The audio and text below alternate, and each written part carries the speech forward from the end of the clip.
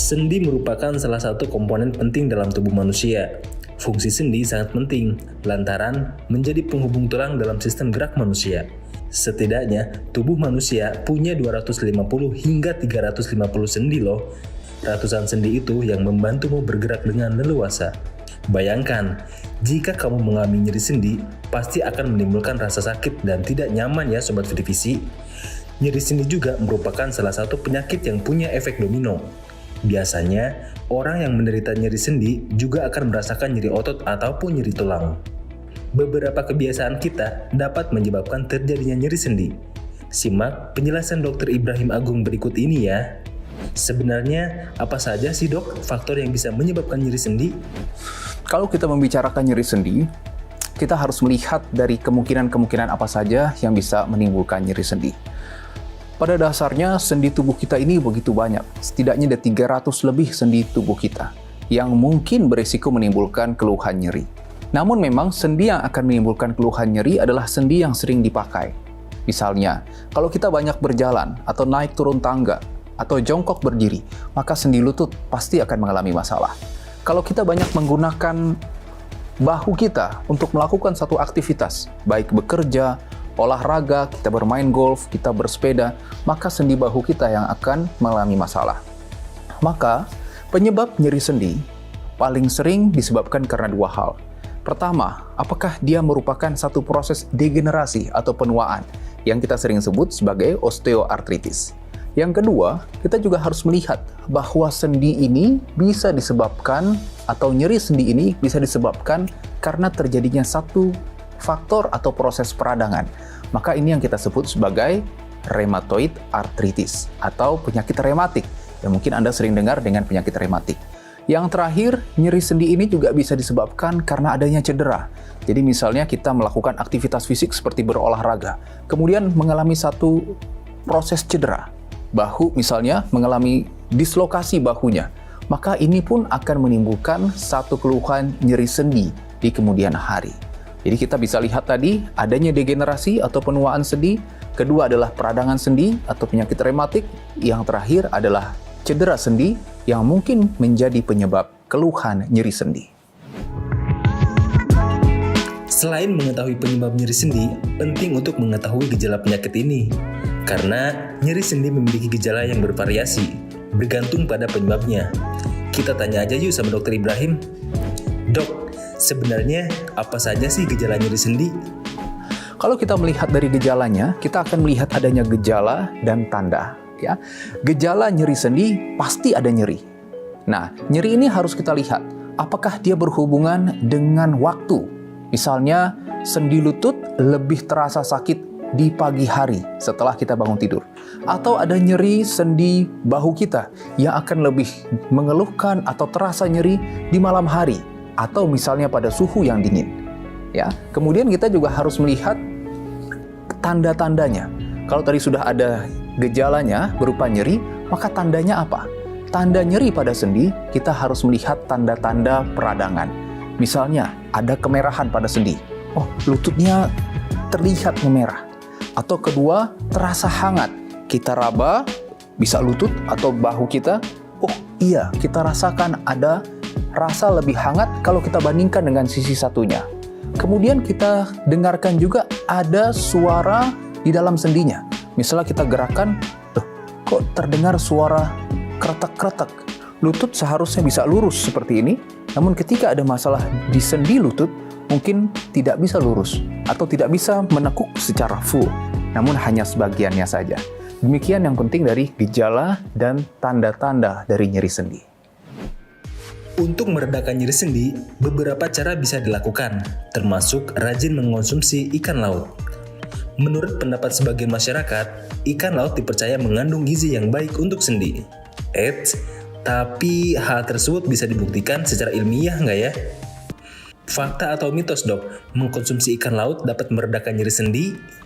Memang ini adalah satu mitos. Jadi, konsumsi ikan laut ataupun gizi-gizian akan memberikan suplai yang baik untuk sendi. Itu betul. Namun, apakah otomatis akan langsung mengurangi nyeri sendi? Ini yang harus kita lihat lagi.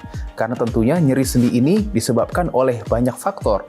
Sehingga bukan berarti kita mengkonsumsi satu zat tertentu atau satu vitamin tertentu akan langsung otomatis menghilangkan keluhan nyeri sendinya. Wah, ternyata itu cuma mitos ya. Karena kandungan gizi dalam ikan laut tidak bisa mengobati nyeri sendi.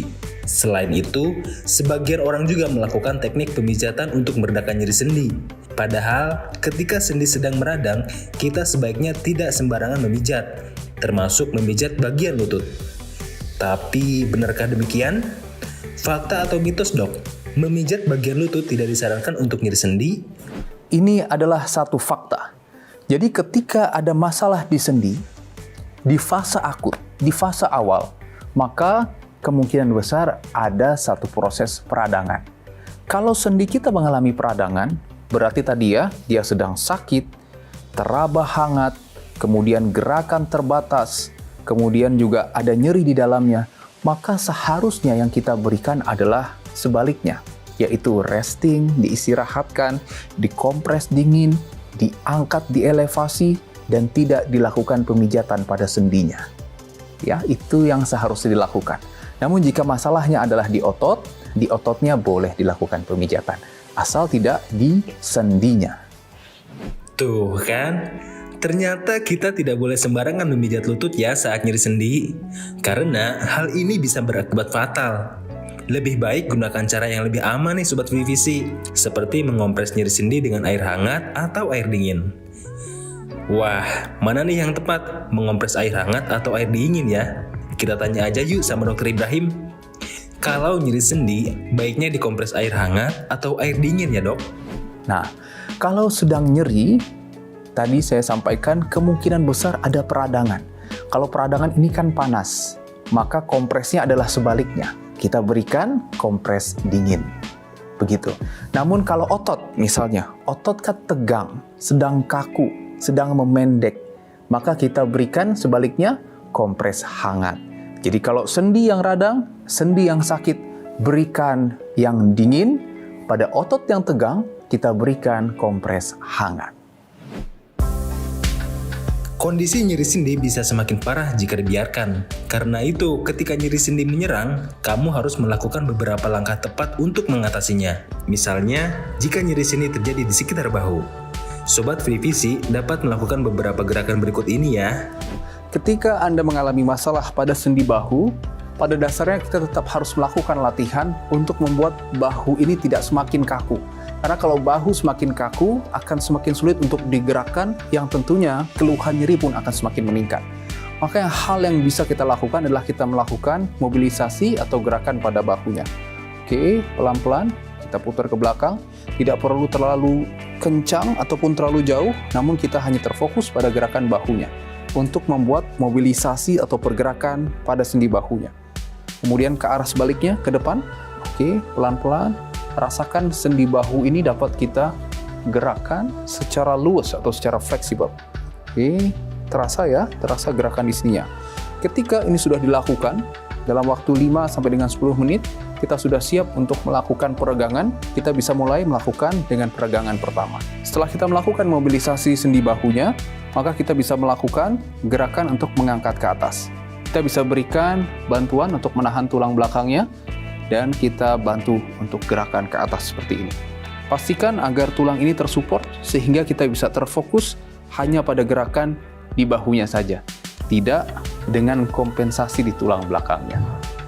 Ini adalah gerakan yang pertama. Anda bisa melakukan hold sampai dengan 6 hitungan dan diulang 10 kali repetisi. Yuk, turunkan pelan-pelan. Oke, bagus, kerasa ketarik ya. Sekarang gerakan yang kedua. Gerakan kedua adalah menempatkan kepala ke belakang dulu, Dalam posisi menutup, tetap sama seperti tadi, kita bisa berikan tahanan dan kita buka. Yuk, buka ke samping. Oke, kita bisa bantu untuk berikan tahanan dan kita buka seperti ini. Untuk merasakan adanya tarikan dan peregangan pada bahu bagian depannya. Oke, di hold ataupun ditahan sampai dengan 6 hitungan, kemudian kembali ke posisi biasa. Bagus. Ya, kembali Anda bisa melakukan 10 repetisi. Gerakan terakhir adalah mengatupkan tangan ke belakang. Oke, lurus.